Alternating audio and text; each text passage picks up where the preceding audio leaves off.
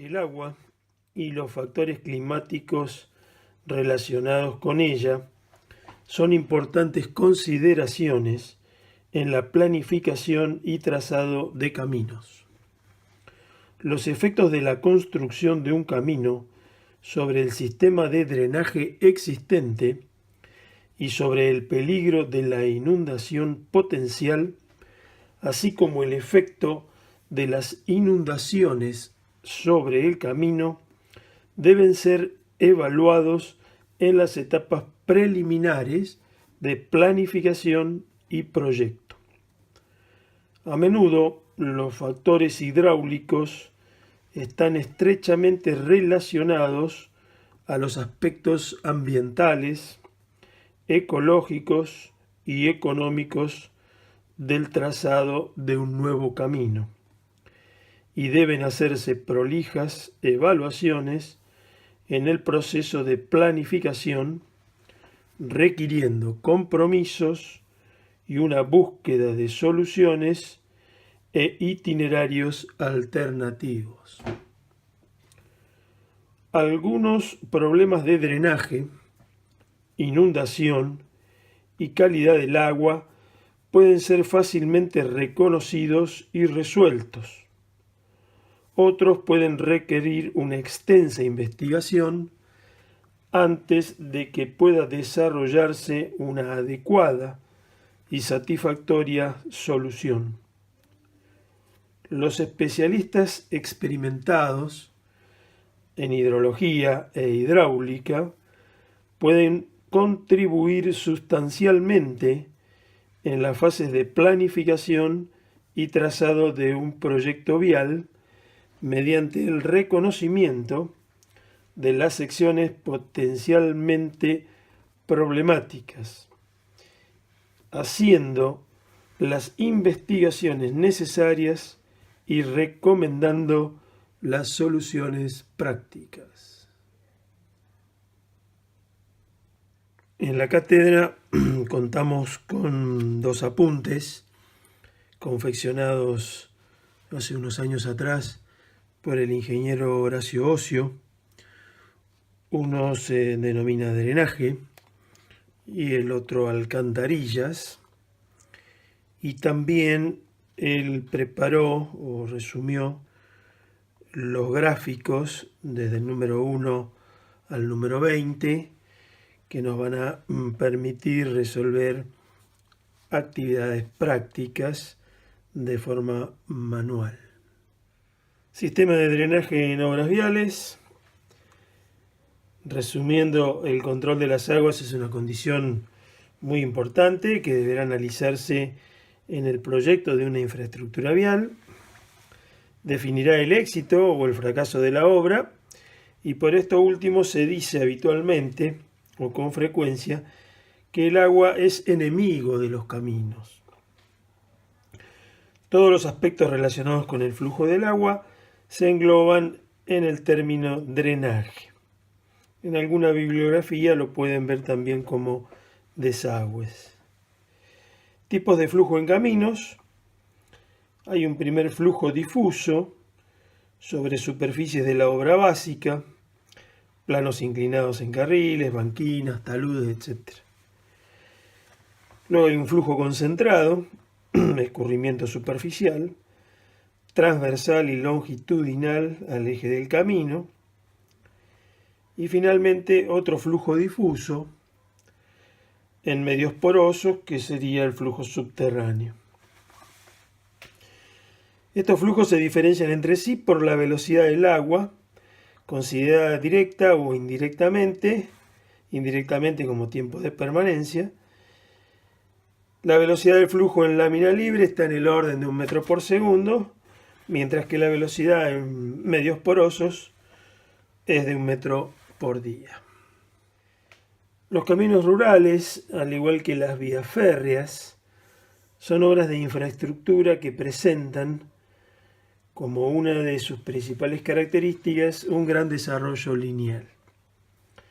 Es decir, que de sus 3 dimensiones espaciales, longitud, ancho y altura, una predomina sobre las otras 2, que es la longitud. La implantación de una infraestructura de desarrollo lineal, como caminos, ferrocarriles, aeropuertos u otras, que modifiquen el relieve del terreno, introducirán alteraciones en el escurrimiento natural de las aguas superficiales, particularmente al interceptar las líneas de descarga existentes de las cuencas afectadas por el trazado. Esta alteración del relieve natural provoca lo que se conoce como efecto barrera en los escurrimientos de los excedentes pluviales de las cuencas o subcuencas atravesadas por la obra lineal. Las alternativas de solución posibles deberían lograr simultáneamente: 1. Captar, trasladar y descargar los excedentes pluviales. 2. Ser compatible con el proyecto de la infraestructura. 3. Armonizar con el medio, minimizando los impactos ambientales y sociales. 4. Disminuir la vulnerabilidad de la obra durante su vida útil. 5. Tener costo total mínimo. El diseño del sistema de drenaje será el resultado de una secuencia iterativa de planteos y evaluación de alternativas hasta lograr la propuesta definitiva. En esta página podemos ver el denominado efecto barrera o interrupción, que produce un camino que ha sido proyectado siguiendo esta línea y que interrumpe una cuenca hidrológica delimitada por su línea de perímetro o divisoria de aguas, y que en su zona central tiene un curso de agua que vamos a llamar cauce principal o vaguada, y también tiene algunos brazos o ramificaciones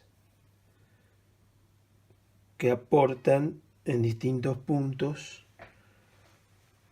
llevando el agua de manera más rápida que sobre la superficie. En el punto de intersección del cauce principal con la carretera proyectada, que tiene una curva y otra contracurva, en este caso particular, vamos a tener que diseñar o proyectar una obra de arte. Por supuesto que la obra vial está interrumpiendo no solo a la cuenca hidrológica central, sino que también lo hace con una cuenca que estaría acá a la derecha y con otra cuenca que está a continuación a la izquierda.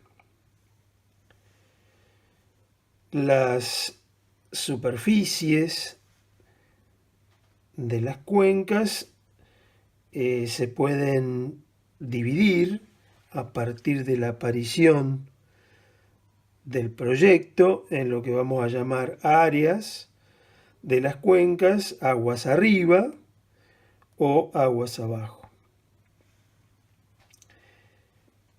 La salida del cauce principal se denomina también exutorio.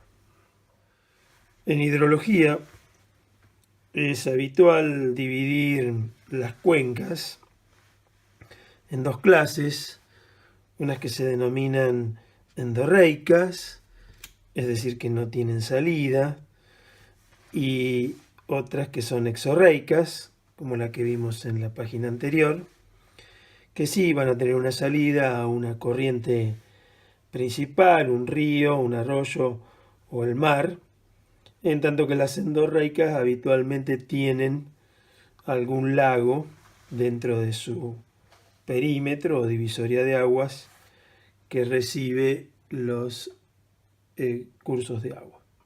También en hidrología, las cuencas suelen recibir una clasificación en función de cuántos afluentes tiene el cauce principal. Aquí se puede ver una cuenca que tiene una divisoria de aguas o parteaguas, como se ve en alguna bibliografía, el cauce principal y una serie de corrientes tributarias, acá única y acá de más de una, donde al darle un número a cada uno de los aportantes, se finaliza en este caso clasificando a la cuenca como que tiene una corriente de orden 4. Aquí podemos ver un proyecto de una carretera, que en este caso está recto, a los efectos de simplificar el dibujo, que atraviesa una zona que tiene curvas de nivel, con una equidistancia de 5 metros en este caso, de 45 a 50, de 45 a 40, y que se aproxima, en lo que se refiere a la configuración, al proyecto de 4 kilómetros que tenemos instalado en la práctica de Caminos 1, y que en este caso nos llevaría a tener que resolver dos obras de arte, una en este punto y la otra aquí, en las líneas de vaguada o de cauce principal. Estas son líneas de cresta.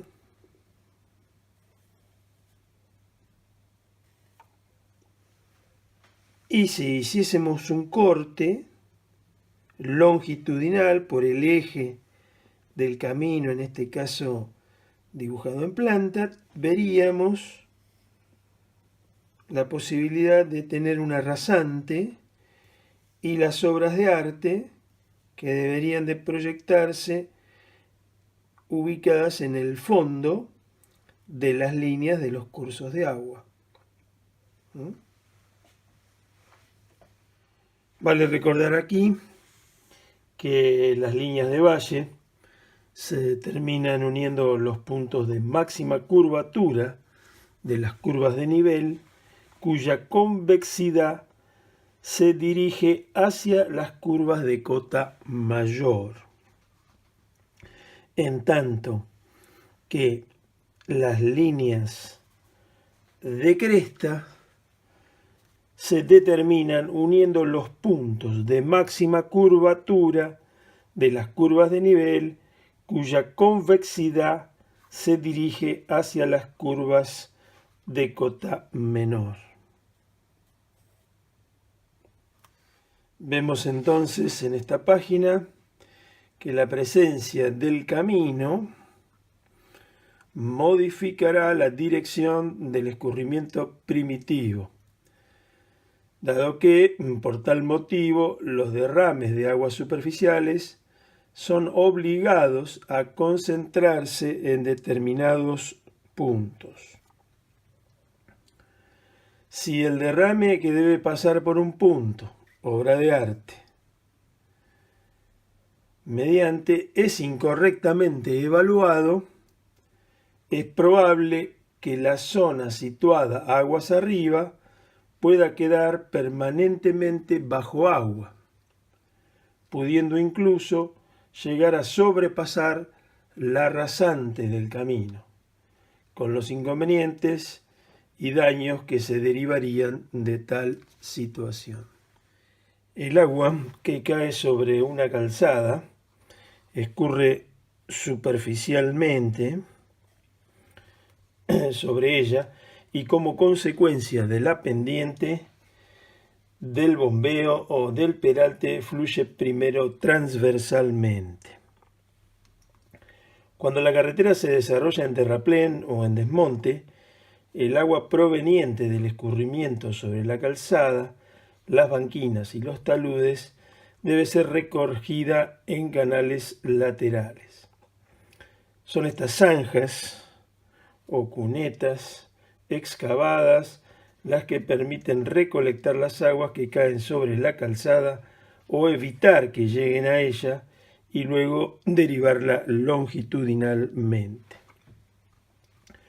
Los escurrimientos en caminos a media ladera requieren en algunos casos obras especiales como zanjas y terraplenes de guardia que se ubican en la parte superior de la zona de camino con el objeto de retener o amortiguar los escurrimientos de agua y nieve, muchas veces acompañados de lodos y detritos rocosos.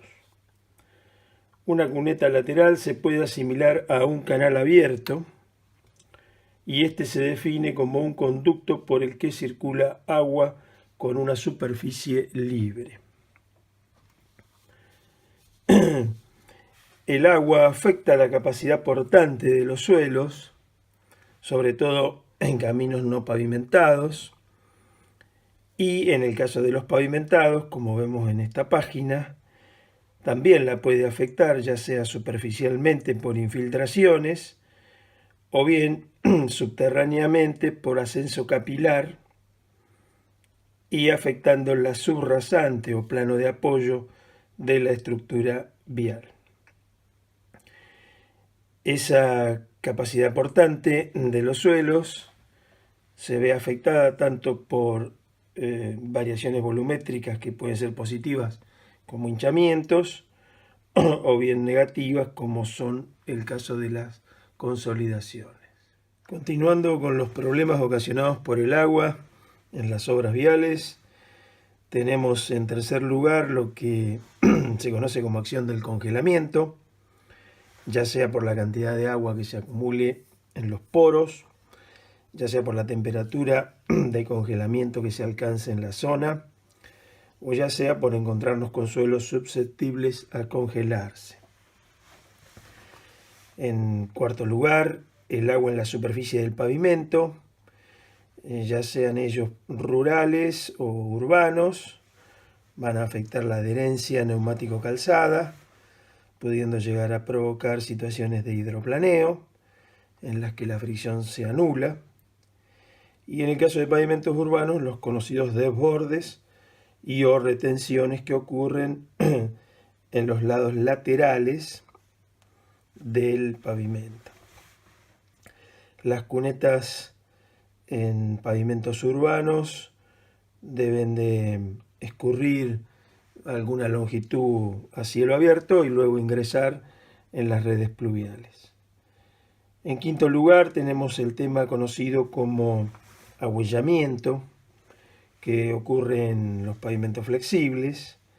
Esas deformaciones de la calzada pueden acumular agua y consecuentemente traer los problemas mencionados más arriba, y también las situaciones en las que el agua ingresa en los poros, genera presiones internas y finalmente produce desprendimientos de material. En el caso de pavimentos rígidos, observando su forma en planta, los mismos están constituidos por losas que están vinculadas entre sí a través de elementos de transferencia que se denominan pasadores y que tienen juntas transversales y longitudinales para evitar los problemas de fisuración. El agua ingresa a pesar de encontrarse selladas las juntas, en muchos casos, digamos, por deficiencias de construcción o envejecimiento de los materiales de sellado, y al ingresar provoca un embebimiento del material de apoyo, el cual, si es susceptible de bombeo, es decir, de poder ser expulsado, una vez que las losas comiencen a recibir carga por sus deformaciones, van a provocar entonces ese fenómeno de bombeo que expulsa agua con finos en suspensión. Ese mecanismo en el tiempo provoca finalmente una socavación en la zona alrededor de las juntas transversales y también en algunas longitudinales, y la losa, al perder el apoyo, es decir, quedar en voladizo y ser de hormigón simple, finalmente se quebranta a una distancia de la junta transversal. Para poder diseñar adecuadamente las obras de arte van a ser necesarios estudios previos, topográficos, hidrológicos, hidráulicos, económicos, ambientales y quizás otros. Todos ellos se deben desarrollar y documentar en las etapas de planificación, anteproyecto y proyecto ejecutivo de las obras. En particular, antes de alcanzar un trazado definitivo, se han debido analizar los estudios previos sobre drenaje. Las características del escurrimiento en el cruce de un cauce interesarán tanto para determinar sus efectos sobre el camino como para evaluar los efectos del camino sobre la corriente y zonas aledañas. Deben analizarse los problemas potenciales durante la construcción como los de mantenimiento o conservación una vez habilitada la obra al uso. La selección del tamaño y tipo de estructura de drenaje adaptable a un sitio determinado depende de la precisión con que se puedan señalar sobre los planos topográficos o sobre imágenes aéreas de los alrededores de la carretera, las cuencas de los arroyos y corrientes de agua que cruzan la traza, el perfil longitudinal del canal a la entrada y salida de la obra de arte y su sección transversal, la sección transversal del terraplén, las cotas de inundación permisibles a la entrada y a la salida de la estructura, la naturaleza del lecho del canal, las posibilidades de erosión, etc. En consecuencia, los estudios topográficos o aéreos, fotográficos o satelitales deben incluir el perfil y la sección del canal, estudios de suelo, observaciones referentes al carácter general de la topografía, ya sea llanura, ondulada o montañosa, tipo de vegetación predominante, etc.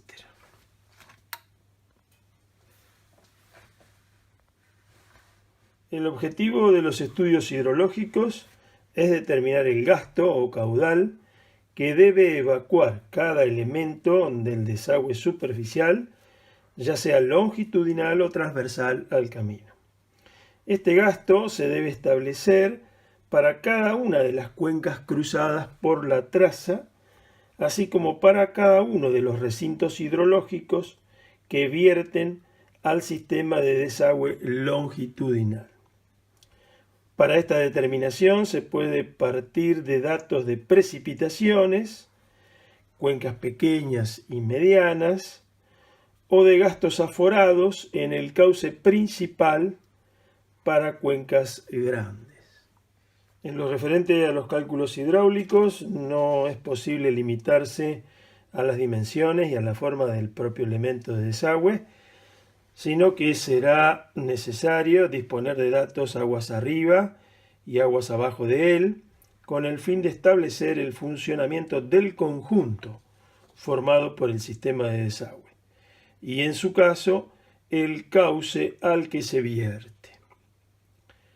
En los diseños será necesario comprobar los tirantes y regímenes de escurrimiento en cada sección característica.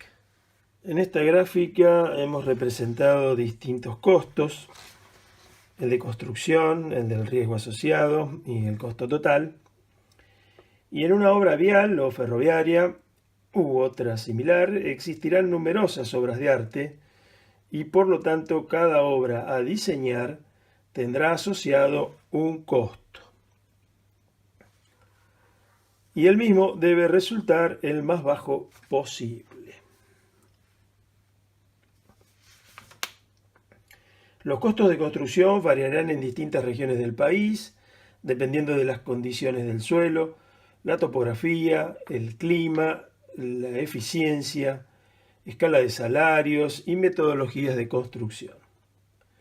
Deberían considerarse los siguientes rubros a la hora de analizar este asunto: demolición de la estructura existente cuando corresponda, materiales, transporte de materiales al sitio, excavaciones y rellenos, preparación del lecho, rectificación del cauce aguas arriba y aguas abajo, equipamiento necesario para su instalación o ejecución in situ, mano de obra, provisión de desvíos cuando corresponda y señalización de obra. En general, las obras de arte mayores suelen tener un costo muy importante en sus fundaciones cuando los suelos no presentan buena capacidad portante. Y en estos casos de incidentes fundaciones indirectas, debería analizarse la alternativa con obras de arte menores, del tipo múltiples, varios vanos, que tienen un menor costo asociado para sus fundaciones directas. En todos los cálculos económicos conviene comparar los costos de construcción más los de mantenimiento y finalmente realizar los análisis comparativos para cada alternativa seleccionada. En hidrología se estudia el ciclo hidrológico. Desde el punto de vista de la hidrología, la atmósfera constituye a la vez un enorme depósito de vapor de agua que contiene aquí y allá, según sus condiciones meteorológicas, zonas donde este vapor se convierte en microgotas de agua líquida o ínfimas partículas de hielo que forman nieblas y nubes, según las fluctuaciones del estado mecánico y termodinámico del medio ambiente. Los elementos de esa fase condensada del agua se evaporan de nuevo o se aglomeran para formar precipitaciones. En segundo lugar, un vasto sistema de transporte y distribución del agua atmosférica por encima de las tierras y los océanos, por medio de una red compleja y fluctuante de corrientes aéreas regulares o fortuitas. Y finalmente, un gran colector de calor que absorbe selectivamente una pequeña parte de la radiación solar directa, pequeñas longitudes de onda, y una más amplia fracción de radiación calórica indirecta emitida por la Tierra y calentada por el Sol. El ciclo hidrológico nos indica que del agua precipitada, una parte se evapora retornando a la atmósfera, otra parte escurre superficialmente formando arroyos y ríos que desaguan en lagos, mares u océanos, y finalmente otra parte se infiltra en el terreno, donde puede acumularse en forma de agua subterránea que se mueve más o menos lentamente, llegando en algunos casos a emerger en la superficie terrestre en forma de manantiales o vertientes. El ciclo hidrológico es un conjunto de ciclos, y cualquier ciclo de ese conjunto se produce a partir de un gasto de energía, en nuestro caso es la energía solar. Evaporación, ascenso vertical de agua en forma de vapor; precipitación, descenso vertical de agua en forma líquida o sólida; infiltración, paso del agua a través de la superficie del suelo hacia el interior de la tierra; humedad, vapor de agua en el aire; y albedo, cociente entre radiaciones reflejadas e incidentes. Entonces, ciclo hidrológico, conjunto de ciclos. Y en lo referente a precipitaciones, englobaremos dentro de ese término todas las aguas meteóricas que caen en la superficie de la Tierra, tanto bajo la forma líquida como la sólida, nieve, granizo, etc. Esos diversos tipos de precipitaciones son a menudo medidos sin discriminación por su equivalente en agua, mediante pluviómetros usuales. Las lluvias constituyen las entradas de agua a una cuenca, pudiendo definirse a partir de pluviograma, diagramas precipitación-tiempo, un hietograma, diagramas intensidad-tiempo, cuya integral proporciona el volumen total de agua caída sobre la superficie. Si la precipitación total es de escasa cuantía, toda el agua precipitada se queda en el suelo, empapando su capa superficial, formando charcos en las irregularidades del terreno o retenida por la vegetación. Por el contrario, si el aguacero es más importante y rebasa el umbral de escorrentía, desde ese momento comienza el hietograma neto. El terreno dejará de retener toda el agua, el hidrograma superficial, diagrama gasto-tiempo, dejará de ser nulo y una parte de aquella empezará a fluir, recorriendo primero el trecho por la superficie del terreno con un flujo difuso de poco calado y velocidad, hasta incorporarse a la red de desagüe de la cuenca. A partir de ese momento, seguirán las leyes del flujo en los cauces o conductos, hasta llegar al punto de desagüe o de salida de la cuenca. En esta página podemos ver los registros de un pluviógrafo que registra precipitaciones acumuladas y obtenemos como resultado lo que se conoce como pluviograma. En la escala horizontal los tiempos.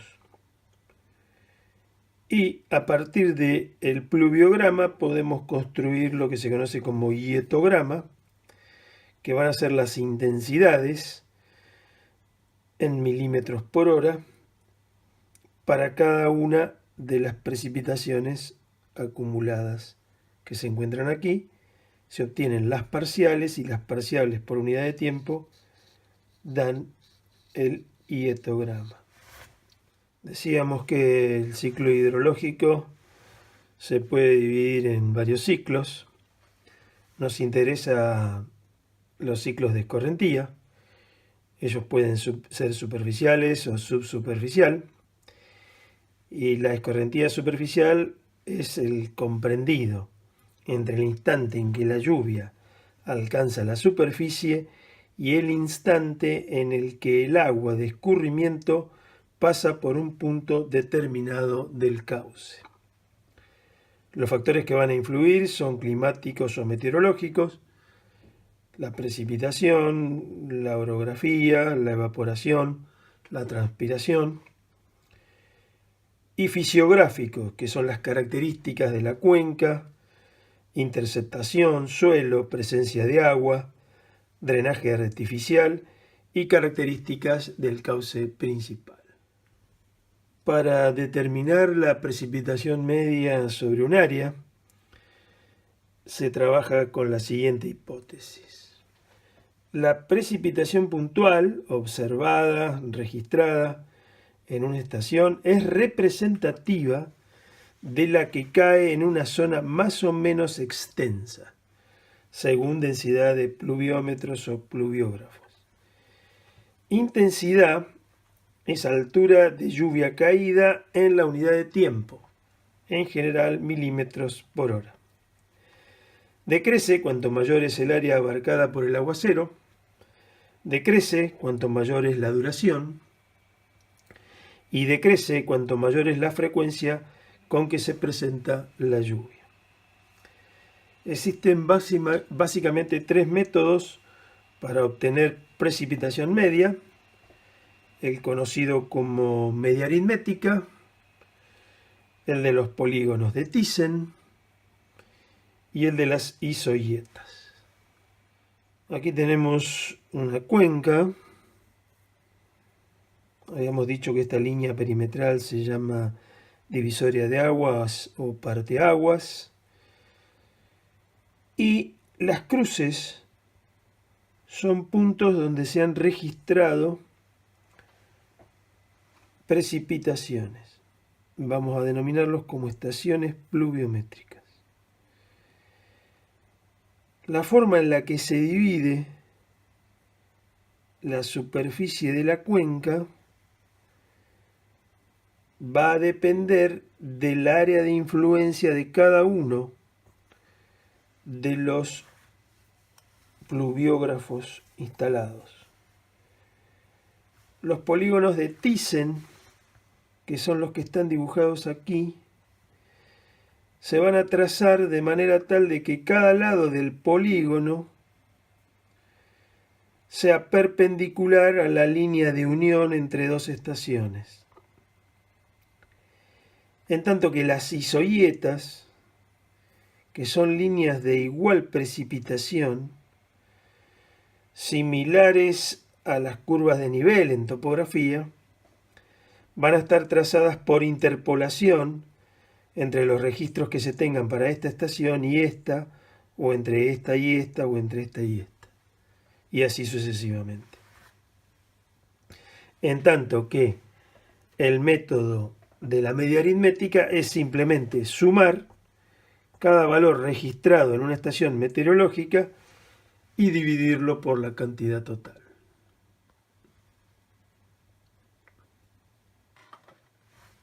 En la página 8 del apunte del ingeniero Ocio se analiza una lluvia que tiene duración de 120 minutos y que tiene varios renglones donde se puede ver el total acumulado en la primera, los parciales en milímetros en la segunda, los valores máximos para las unidades de tiempo de 5, 10, 15, 20 minutos, etc.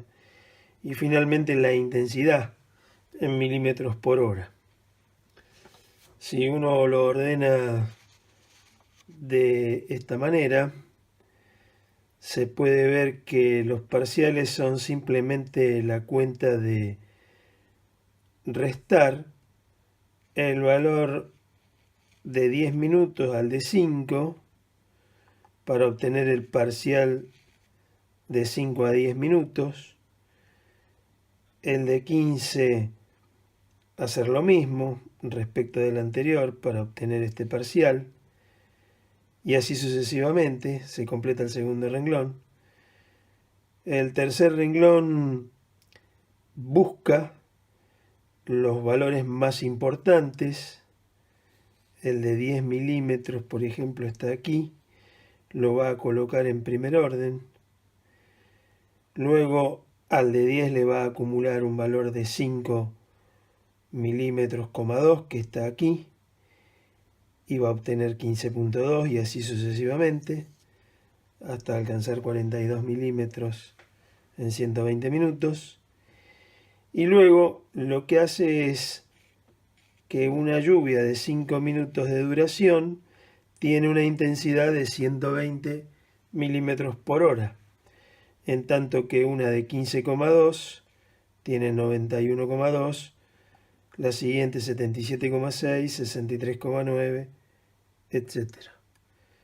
Es decir que a menor duración está la máxima intensidad, cosa típica de las curvas que registran, digamos, 3 valores que vamos a ver a continuación. Las variables que nos interesan de las precipitaciones son intensidad, R, en milímetros por hora, graficada sobre el eje Y.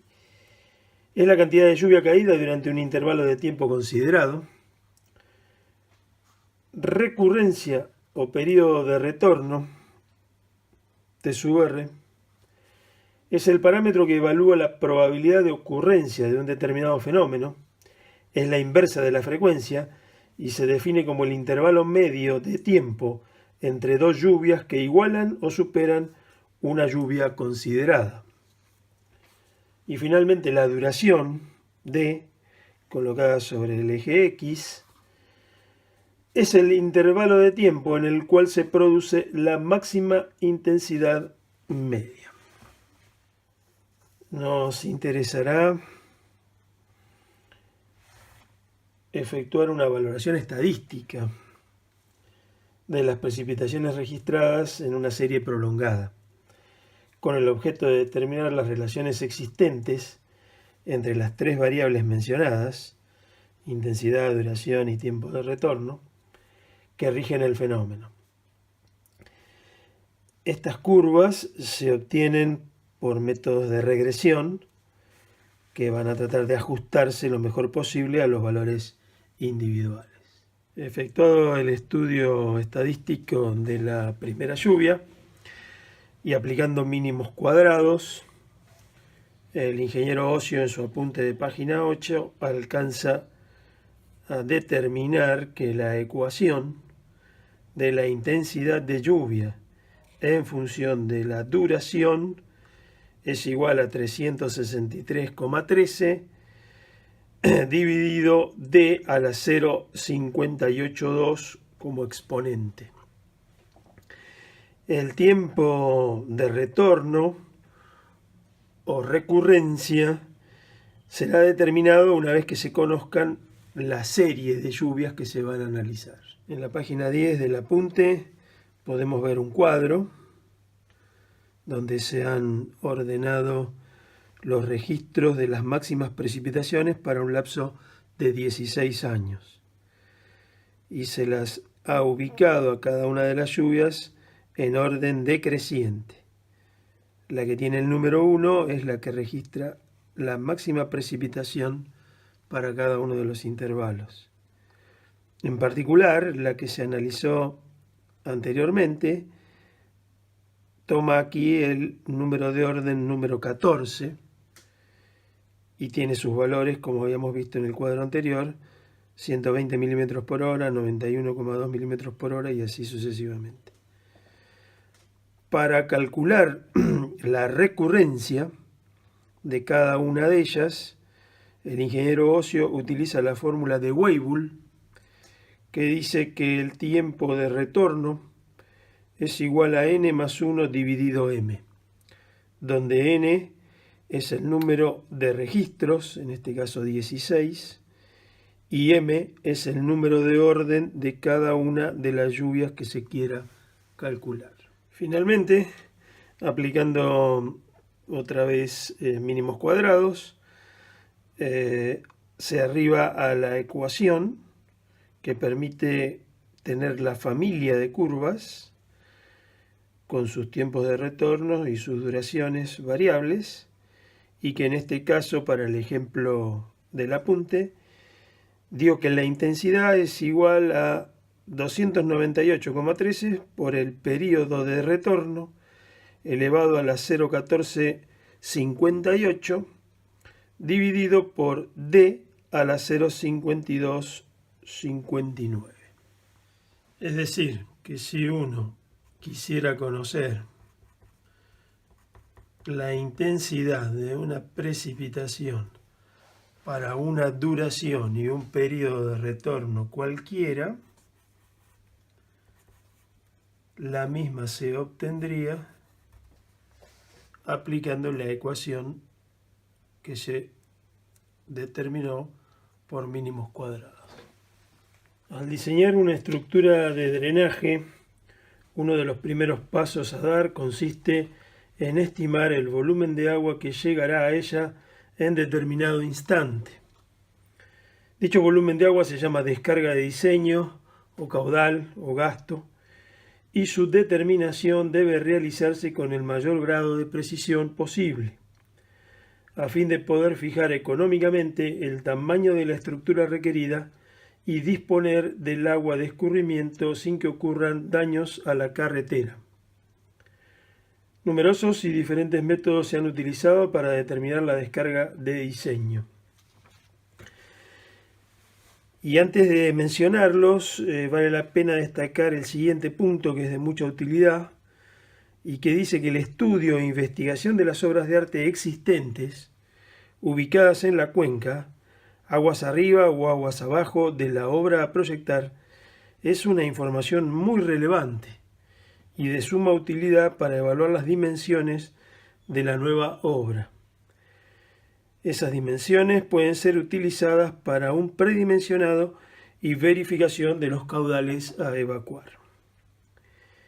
Entonces tenemos métodos empíricos que no son válidos para proyectos ejecutivos, ¿sí? Para cálculos preliminares o expeditivos, tales como el método de Talbot, válido para pequeñas cuencas, el de Burkli-Siegler, para cuencas menores a 10 kilómetros cuadrados, y el de Jarvis-Myers, que tiene posibilidades de abarcar cuencas medianas y grandes.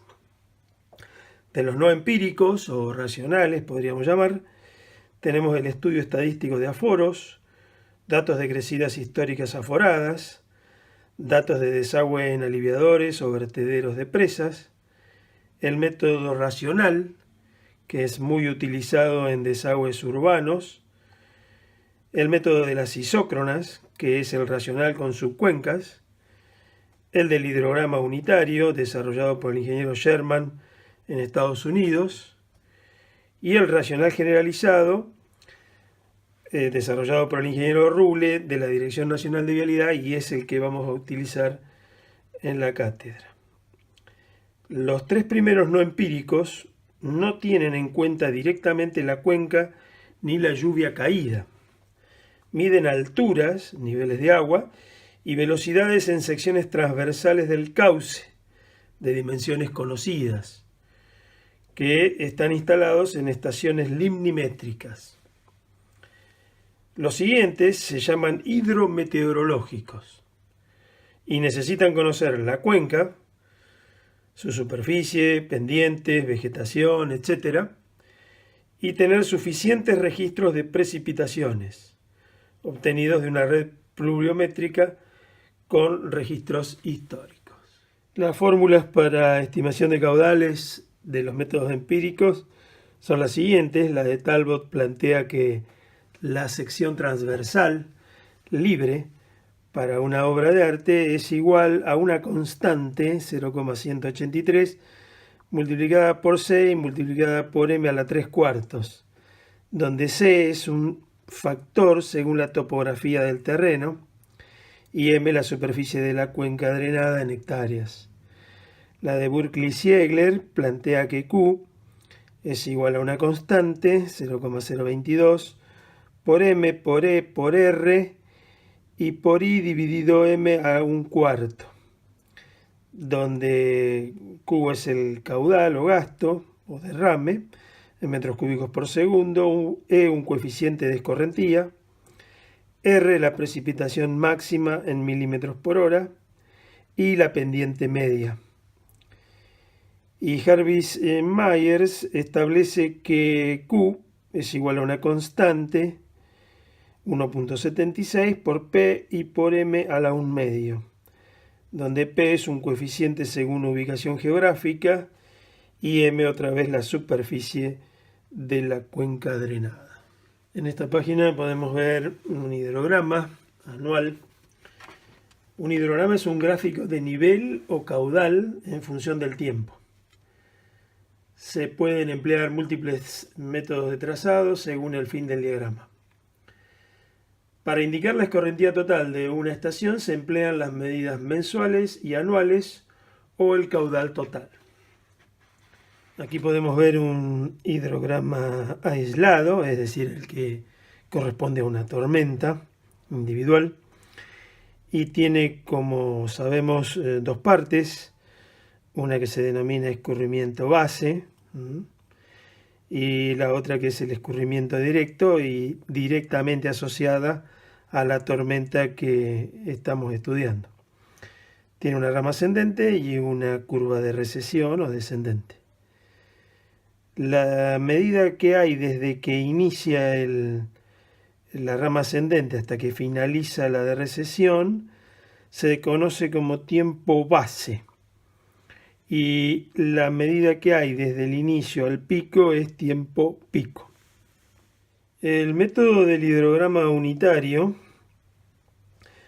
desarrollado en los Estados Unidos, permite calcular aproximadamente la curva de gastos en función del tiempo, debido a una tormenta o aguacero dado. En particular, el pico de la crecida. Fue desarrollado por Sherman en 1932 y va a necesitar 1. Delimitación topográfica de la cuenca, 2, conocimiento de las crecidas provocadas por tormentas.